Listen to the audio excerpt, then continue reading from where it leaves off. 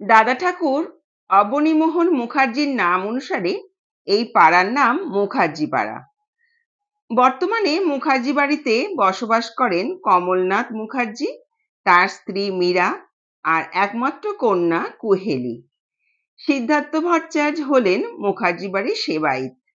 প্রায় 10 বছর হলো উনি মুখার্জি বাড়িতে নিত্য পুজো করেন।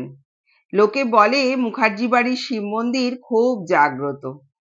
প্রতিদিন 2 বেলা ঠাকুরমশাই আসেন মুখার্জি বাড়িতে পুজো করতে।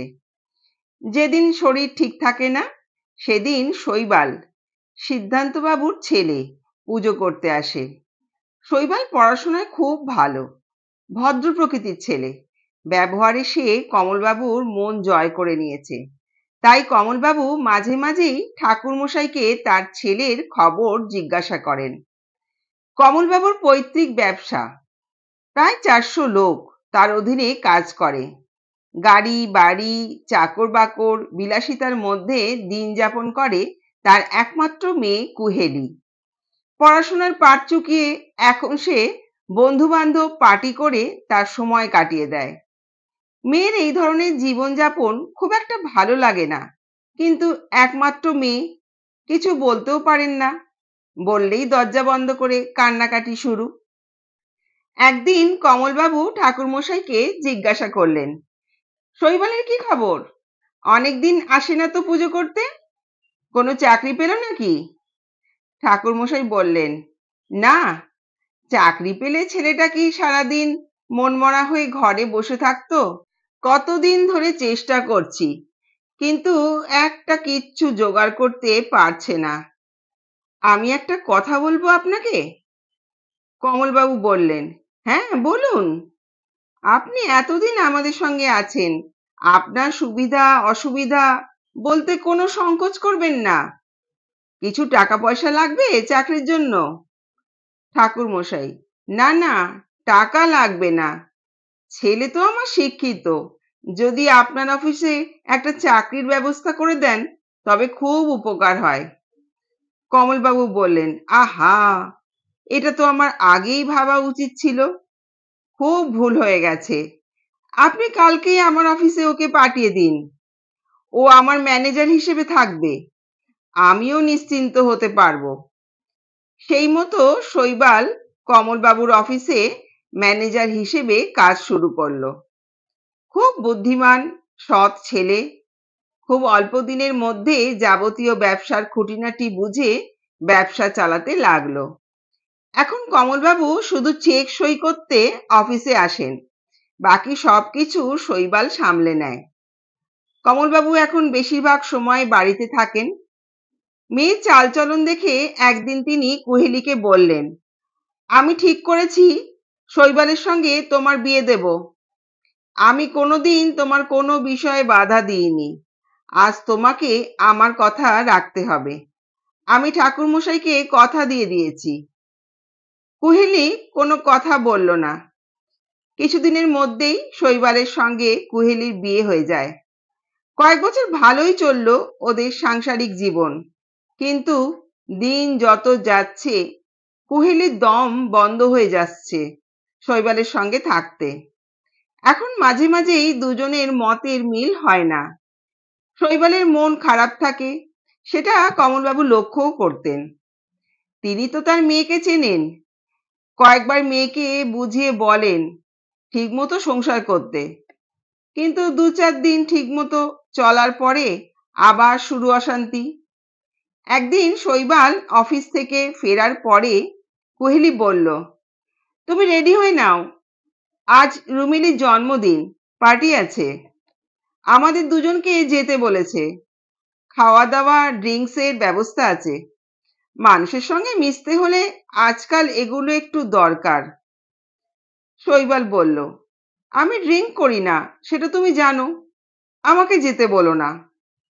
কোহেলি বলল, জানি তো তুমি একেবারেই ব্যাকডেটেড, কোনো কালচার নেই তোমার। আমার জীবনটাই বাবা নষ্ট করে দিল। এটা কোনো জীবন হলো? থাকো তুমি, আমি পার্টি হয়ে বাবার কাছে যাব, বলে বেরিয়ে গেল। সেদিন অনেক রাতে কুহেলি পার্টি সেরে কমলবাবুর বাড়ি গেল। কিরে তুই? এত রাতে? একলা? হ্যাঁ, একলাই থাকবো। ওই গেঁয়োটার সঙ্গে আর 1 মিনিটও থাকবো না, বলে নিজের ঘরে চলে গেল।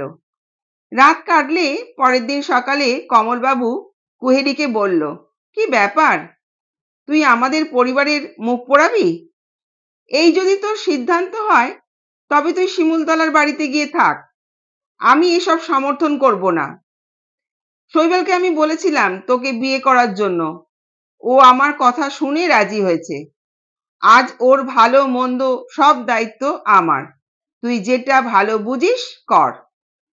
কুহেলি বাবার মুখে এই কথাগুলো শুনে ব্যাগ নিয়ে শিমুলতলার বাড়িতে গিয়ে উঠল। শিমুলতলায় এর আগেও কয়েকবার থেকেছিল। প্রতিবেশী মিতালি কাকিমা কুহেলিকে দেখে বললেন, কিরে, কখন এলি? এখন থাকবি এখানে? হ্যাঁ কাকিমা, এখন এখানেই থাকবো। তারপর শুরু হলো শৈবাল সম্বন্ধে নানা কথা বলা। সেসব শুনে মিতালি কাকিমা কুহেলিকে বললেন, তুই ঠিক করেছিস, ওই রকম ছেলের সঙ্গে তোকে একদম মানায় না। তোর বাবার কাছে চাকরি করে, নিজে কিছু করতে পারিনি, ভীষণ বোকা বোকা। তোকে তো বলেছিলাম আমার ভাই শুভেন্দুর তোকে খুব পছন্দ, ভালো চাকরি করে, এখনো বিয়ে করেনি। তুই যদি বলিস কাল আসতে বলি। কুহেলি মৃদু হেসে সে কথায় সম্মতি দিল। পরের দিন শুভেন্দু গাড়ি নিয়ে হাজির। আরে কুহেলি যে, তুমি সেই আগের মতো সুন্দরীই আছো, দারুণ লাগছে তোমাকে। চলো, গাড়ি এনেছি, লং ড্রাইভে যাব। কুহেলি, হ্যাঁ চলো, অনেকদিন কোথাও লং ড্রাইভে যাইনি। দুজনে বেরিয়ে গেল। দুপুরে একটা হোটেলে উঠলো। তারপর বেশ কিছুক্ষণ সময় কাটিয়ে বাড়ি ফেরা। এইভাবে স্বপ্নের মতো দিনগুলো কাটতে লাগলো। কুহেলি যেন শুভেন্দুর ভালোবাসায় বিভোর। ওরা আজ আর দুজন নয়, মিলেমিশে একজন হয়ে গেছে। একদিন সকালে শুভেন্দু কুহেলির বাড়িতে এসেছে। কুহেলি বলল, কে গো, গাড়ি আনোনি? শুভেন্দু বলল, গাড়ি তো আমার নয়, এক বন্ধুর। আজ ও গাড়ি নিয়ে কাজে গেছে। শোনো না কুহেলি, কিছু মনে করো না, আমার কিছু টাকার দরকার। তোমাকে যে সোনার হারটা গিফট করেছিলাম না, ওটা আমাকে দেবে? কথাটা শোনা মাত্র কুহেলির মাথা ঘুরে গেল। বলল, দাঁড়াও, আনছি, বলে হারটা এনে শুভেন্দুর হাতে তুলে দিল। শুভেন্দু বলল, আসি তাহলে, মিতালিকে নিয়ে একটু যাব, তোমার সঙ্গে কয়েকদিন দেখা হবে না, আমি সময় মতো যোগাযোগ করে নেব, তুমি চিন্তা করো না, বলে চলে গেল। এদিকে শৈবাল নিজের বাড়ি একতলা থেকে দোতলা করেছে, গাড়ি কিনেছে, আগের থেকে অনেক স্মার্ট। সাবলীলভাবে ইংরেজি কথা বলছে বড় বড় ব্যবসাদারদের সঙ্গে, পার্টিতে যাচ্ছে, কিন্তু নিজস্ব সত্তাকে বজায় রেখেই সবকিছু করছে। এত বড় ধাক্কা খেয়ে কুহেলি শিমুলতলার বাড়ি থেকে আবার কমলবাবুর বাড়িতে ফিরে এলো। কমলবাবু কুহেলিকে দেখে বললেন, কি হলো, আবার এখানে কেন? তোমার সব খবরই আমি রেখেছি, আমি তো বাবা। যাই হোক, এত বড় ধাক্কা খেয়ে তোমার কি কোনো পরিবর্তন হলো? তবে এখন তোমার পরিবর্তন হয়েও কোনো লাভ নেই, কারণ আমি শৈবালের আবার বিয়ে দেব বলে মনস্থ করেছি। শোনো, ও নিজের কষ্টের টাকায় বাড়ি করেছে, গাড়ি কিনেছে, আমার থেকে ও একটা টাকাও সাহায্য হিসেবে নেয়নি, সবটাই ওর কষ্টার্জিত পরিশ্রমের টাকায়, বুঝলে? কথাগুলো শুনতে শুনতে কুহেলি খুব কাঁদতে লাগলো। বলল, বাবা, আমার ভুল হয়ে গেছে। আমি এখন বুঝেছি যে আমি ফুলের পিছনে ছুটতে গিয়ে ভুল ধরে ফেলেছি।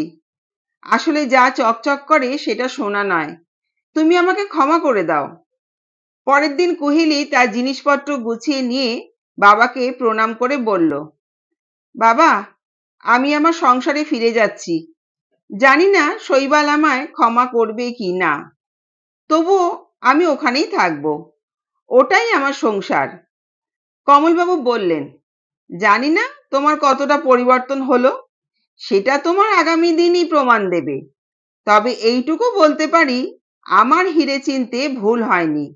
তুমি হিরেকে কাঁচ ভেবে ফেলে দিয়েছো। যাও, নিজের সংসারে ফিরে যাও। এবার যখন আসবে, শৈবালকে সঙ্গে নিয়ে হাসি মুখে আসবে। তাহলে বুঝতে পারবো তুমি সত্যিই পরিস্থিতি থেকে শিক্ষা নিয়ে শিক্ষিত হয়েছো। আমার আশীর্বাদ রইল তোমার সাথে। বন্ধুরা, গল্পটা কেমন লাগলো একটা কমেন্ট করে জানিও।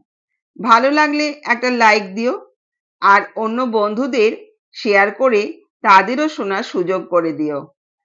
চ্যানেলটাকে সাবস্ক্রাইব করে পাশে থেকো, যাতে এই ধরনের আরো গল্প তোমাদের জন্য আনতে পারি। ধন্যবাদ।